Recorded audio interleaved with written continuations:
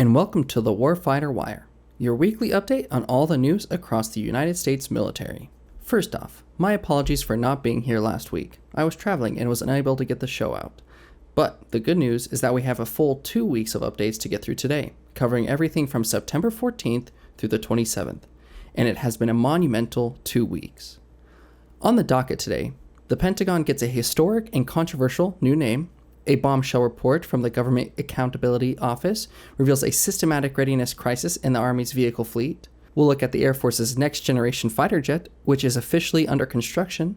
And in orbit, U.S. and U.K. forces executed their first ever coordinated satellite maneuver. We have a lot to cover, so let's get right into it. The single biggest story of the past 2 weeks, and arguably the most significant policy shift in the department's public posture in decades, is the rebranding of the Department of Defense. On September 5th, President Trump signed an executive order, and the implementation has been rolling out ever since, directing the DoD to adopt the secondary title of the Department of War. Now, to be clear, this is not a permanent legal name change just yet. That would require an act of Congress. This executive order is a clever workaround, establishing Department of War as an official secondary title that can be used immediately on all communications, from press release to official signage. Senior officials like Secretary Pete Hegseth are now also authorized to use this title, Secretary of War. The Pentagon's primary website, defense.gov, was also immediately redirected to a new domain, war.gov. The administration's stated reason for the change is to restore a warrior ethos it feels has been diluted over the years. During the signing, the president asserted that the country hasn't won a major war since the name was changed to the Department of Defense back in 1949, explicitly linking the old title to an era of victory. A White House fact sheet said that the name conveys a stronger message of readiness and resolve, and is meant to signal to adversaries America's readiness to wage war to secure its interests. The new Secretary of War, Pete Hegseth, put it more bluntly, stating the department would now focus a maximum lethality, not tepid legality, and would go on offense, not just defense. The change is also framed as a cultural corrective. The president claimed that after World War II, we decided to go woke and we changed the name to Department of Defense. As you can imagine, the move has generated significant pushback. Domestically, a group of 10 Senate Democrats sent a formal letter to the Congressional Budget Office on September 22nd, requesting a full cost analysis of the rebranding. They called the move wasteful and hypocritical political theater that diverts resources from actual national security needs. Internationally, analysts worry that the aggressive name change could damage U.S. soft power, reinforcing narratives from competitors like China and Russia that portray the U.S. as a disruptive force. An overt emphasis on war could complicate diplomatic efforts built on collective defense. The rebranding wasn't the only department-wide news. On September 17th, Secretary Hegseth also ordered the formal disestablishment of the Defense Advisory Committee on Women in the Services, or DACOWITS. The committee has for decades provided advice on policies affecting female service members, but the Secretary justified its closure as a rejection of a divisive agenda. And hanging over all of this is the threat of a government shutdown.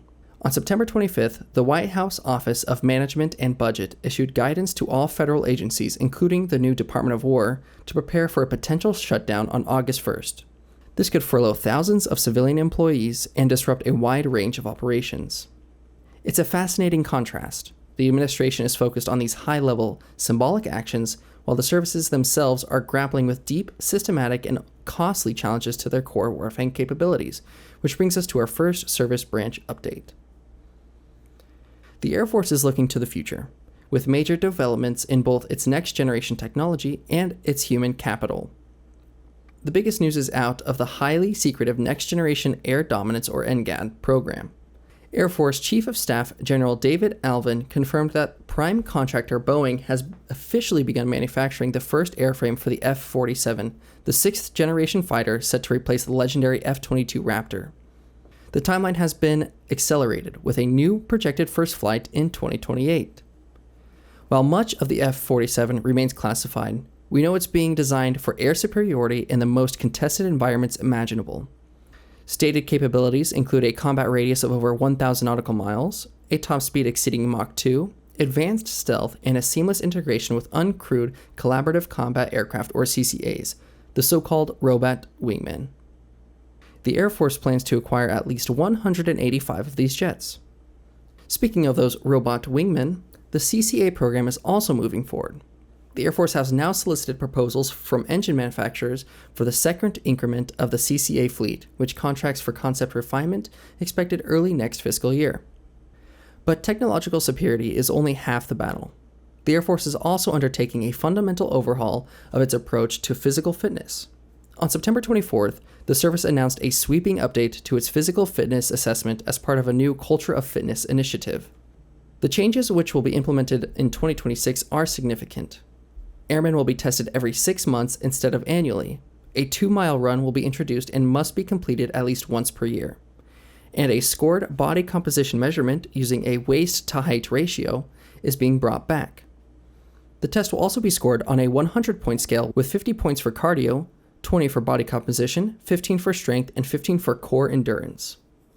General Alvin said that the changes are about ensuring a healthy, ready force prepared to meet today's missions and demands of the future fight. It's a clear move to harden the force response to concerns about declining fitness levels across the military. This focus on the future, both in technology and personnel, is driving tough decisions today. In a clear example of the Air Force's divest to invest strategy, the Maryland Air National Guard has officially divested its entire fleet of A-10 Warthog aircraft. While controversial, the move frees up money and people for modernization priorities like the F-47, but it also leaves the Maryland A&G as the only Air National Guard unit in the country without its own flying mission.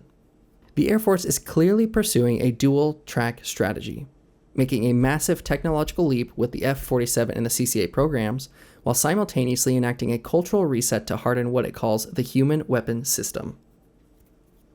In the ultimate high ground, the U.S. Space Force demonstrated maturing capabilities throughout a landmark on-orbit exercise with key allies and continued the methodical build-out of its foundational satellite network. In a major step for Allied space cooperation, U.S. Space Command and U.K. Space Command conducted the first ever coordinated satellite maneuver, with the details announced on September 18th and 19th. This was not just data sharing, this was active, hands-on collaboration in orbit. The complex mission involves a U.S. military satellite performing a Rendezvous Proximity Operation, or RPO.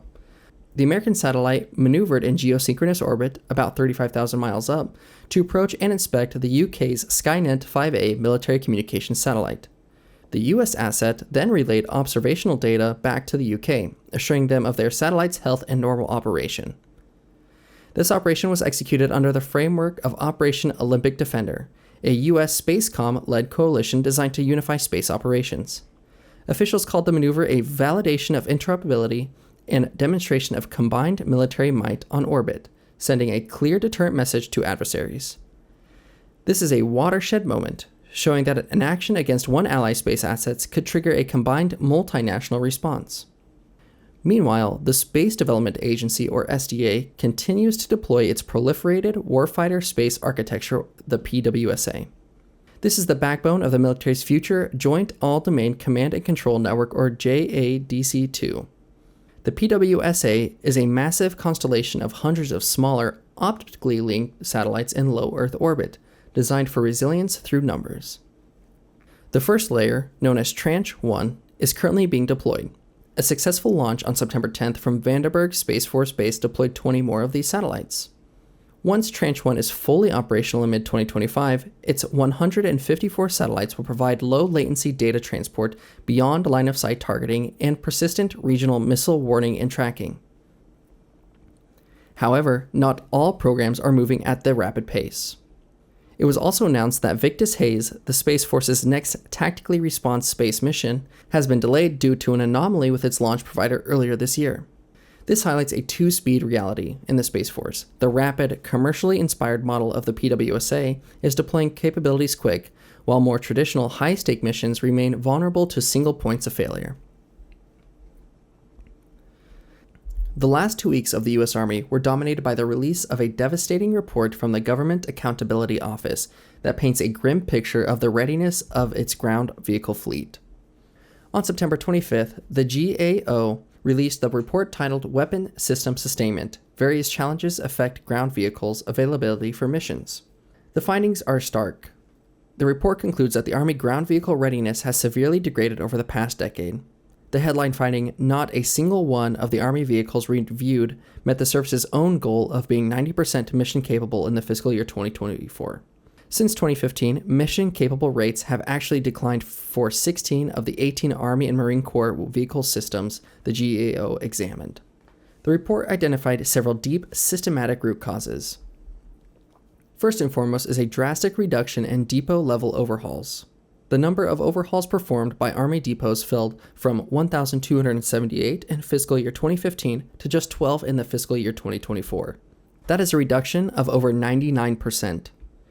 A senior Army official admitted to the GAO that this was the result of a conscious decision to reduce funding for overhauls, thereby accepting the greater risk in the health of the fleet. Second, pervasive shortages of spare parts and material were cited as a critical challenge affecting all 18 vehicle types reviewed. This is made worse by parts becoming obsolete and shrinking industrial base to produce new ones. And third, the GAO found the Army is often hampered by a lack of access to the proprietary technical data and drawings from the original manufacturers needed to conduct repairs. In response, the Army is now moving to secure intellectual property rights in new contracts, including adding right to repair provisions in the future contract for the new Common Tactical Truck program. Perhaps most troubling is what the report calls a readiness cost paradox. Despite sharp decline in readiness and the drastic cut in maintenance, the cost of sustaining the fleet has actually increased for 9 of the 11 Army vehicles reviewed. For example, the Abrams tank fleet saw its maintenance spending increased over $181 million between 2015 and 2023, with the cost to maintain a single tank nearly doubling in that time. The GAO's findings suggest a real risk of a hollow force scenario for the Army's ground combat capabilities. This isn't a problem that can be fixed quickly or cheaply, and it has a direct impact on the credibility of the U.S. conventional deterrence. On a more positive note, the Army did see some good news on the personnel front. On September 25th, the Army National Guard announced it has exceeded its recruiting goals for the fiscal year 2025, a significant achievement amid the recruiting crises facing all other services. And the U.S. Army Corps of Engineers announced several modernization efforts, including a new online permit system to streamline a process for the public. The Navy is focused on preparing for a high-end fight at sea, rolling out critical defensive technologies and continuing a deliberate evolution of its fleet. The most significant technological news is the Navy's plan to deploy a new hard-kill torpedo defense system across its entire surface fleet of more than 165 ships. The Anti-Torpedo Torpedo Defensive System, or ATTDS, represents a major upgrade in survivability for destroyers, cruisers, and carriers. The system has 2 key parts. First is the existing AN/SLQ-25E Nixie towed acoustic decoy, which will be upgraded to act as the primary sensor to detect and classify incoming torpedoes. The second is the new hard kill weapon, the Mark 58 Compact Rapid Attack Weapon, or CRAW. The CRAW is a lightweight anti-torpedo torpedo designed to be launched from the ship to actively intercept and destroy the incoming threat before it can reach the hull. Initial deployment will begin on aircraft carriers, with the rest of the fleet getting the system through fiscal year 2030. The investment in advanced defense coincides with a major transition in the fleet's composition. The Navy is preparing for the commissioning of the USS Pierre, which will be a final Independence-class littoral combat ship to join the fleet, marking the end of the variant's controversial production line. At the same time, the Navy is divesting older platforms. A ceremony in Bahrain on September 25th marked the decommissioning of 4 Avenger-class mine countermeasure ships, the USS Sentry, Dexterous, Gladiator, and Devastator. On the same day, the Ticonderoga-class guided missile carrier USS Philippine Sea was also decommissioned. This is a clear and tangible pivot in naval priorities. Resources and focuses are shifting away from the platforms that defined the global war on terrorism era and toward capabilities designed to ensure the fleet can survive and win in high-end, contested maritime conflict against a peer adversary like China. The Navy also remains busy around the globe. Between September 17th and 21st, an Ohio-class submarine conducted 4 successful test flights of unarmed Trident II D5 submarine-launched ballistic missiles, reaffirming the readiness of the sea-based leg of our nuclear triad. As of September 24th, the carrier USS Gerald R. Ford was operating in the North Sea with NATO allies as part of Exercise Neptune Strike. And the destroyer USS Mahon recently crossed the Arctic Circle, maintaining a visible U.S. naval presence in the increasingly strategic high north. For the Marine Corps, the focus has been on putting its new warfighting doctrine into practice on a massive multinational scale. On September 15th, the 66th iteration of UNITAS, the world's longest-running multinational maritime exercise, officially began. What's unique this year is that the exercise is being hosted by U.S. Marine Corps forces south at Camp Lejeune, North Carolina, and it involves military forces from 25 partner nations. This year's exercise features the largest ever U.S. Marine Corps participation, with more than 2,000 Marines and partner nation service members conducting a range of realistic military training. This includes live fire events, military operations in urban terrain, and complex amphibious operations. The exercise will culminate in a massive multinational amphibious assault on Onslow Beach involving ships from Guatemala, Mexico, Spain, and the United States. The scale and focus of UNITAS 66 directly reflect the operationalization of the Marine Corps' amphibious force design concept. The emphasis on large-scale, multinational amphibious operations provide a crucial venue to test and validate the core ideas of the new doctrine, like stand-in forces and the ability to seize and defend key maritime terrain in a contested environment. By hosting the exercise and integrating 24 other nations into these complex scenarios, the Marine Corps is moving its new concepts from theory on a PowerPoint slide into practical, multinational application. It's a powerful way to demonstrate to both our allies and our potential adversaries that force design is maturing into a credible, real-world warfighting framework. Finally, let's take a look at the money and policy that underpins all of these efforts. The past 2 weeks saw several massive long-term contracts awarded, with a distinct focus on the Indo-Pacific. The Air Force awarded a multiple award contract with a shared ceiling of $15 billion for global construction services. The Navy mirrored that, awarding its own $15 billion contract to 8 companies for construction projects specifically in support of the Pacific Deterrence Initiative. These aren't just abstract numbers. An initial task order of over $116 million was awarded to design and construct a new helicopter sea combat hangar complex at Andersen Air Force Base in Guam. Another contract for over $182 million will fund critical electrical upgrades at Naval Base Kitsap in Washington, ensuring the pier can support the simultaneous mooring of both Nimitz-class and the new Ford-class aircraft systems. This is the most tangible evidence you can find of the Pacific Pivot strategy in action. It is a direct infusion of capital into the physical infrastructure required to support sustained, high-tempo air and naval operations in the Indo-PACOM theater. On the policy side, there was a significant change that will affect defense contracting across the board. The Federal Acquisition Regulation Council issued a final rule raising several key acquisition thresholds to account for inflation. The micro-purchase threshold was raised from $10,000 to $15,000, and the standard simplified acquisition threshold was raised from $250,000 to $350,000. While that may sound bureaucratic, it is a real-world impact. This reform is designed to streamline government buying, reduce administrative burdens, and speed up contract awards for lower-value goods and services. It could serve as a force multiplier for the Department of War by reducing friction in the procurement process and accelerating the delivery of necessary parts and services to the warfighter, potentially mitigating some of the very sustainment issues highlighted in the GAO report on Army readiness. So, to wrap up 2 weeks of news, we see a powerful tension playing out across the entire defense enterprise. There's a top-down push from senior leadership for a new strategic identity, symbolized by the Department of War rebranding. At the same time, there's a bottom-up struggle within the services to deal with profound long-term challenges in readiness and modernization. The ultimate success of the strategic posture championed by Secretary Hegseth will depend not on its symbolic power, but on its ability to translate the rhetoric into the resources, policies, and reforms needed to address the deep-seated material issues facing our warfighters every single day.